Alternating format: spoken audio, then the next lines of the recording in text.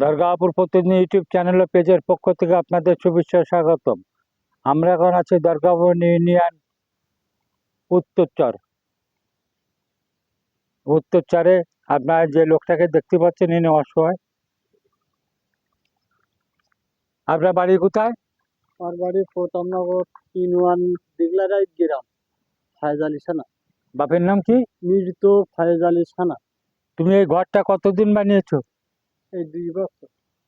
2 বছর। তো তুমি 2 বছর ঘর বানায় এখানে বসবাস করো না?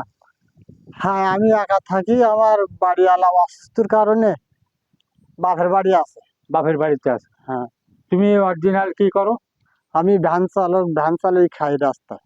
তোমার ঘর বাড়ি কোনো কিছু নাই ওখানে, বিধায় এখানে এই জায়গা কিনে ঘর করছো? হ্যাঁ। তা সমস্যাটা কি হয়েছে বলো?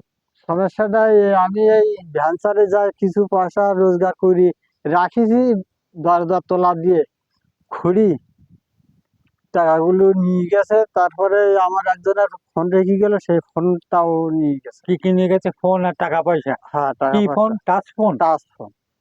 আর কত টাকা পয়সা নিয়েছে তোমার কাছে? প্রায় 7,000-8,000 টাকার মতো নিয়ে গেছে। আমি এই সমিতি কোথায় দেবো। ছিল ওই টাকাটা? টাকাটা ছিল হলো আমার এই মাথার কাছে বালিশের তোলা, কারণ কি বাড়িতে কেউ না, তো তা আমি ওই কাজে রাখলাম।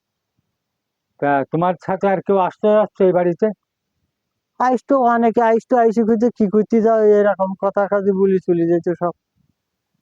ও আচ্ছা, কোন জায়গাটা আমাদের একটু দেখাও।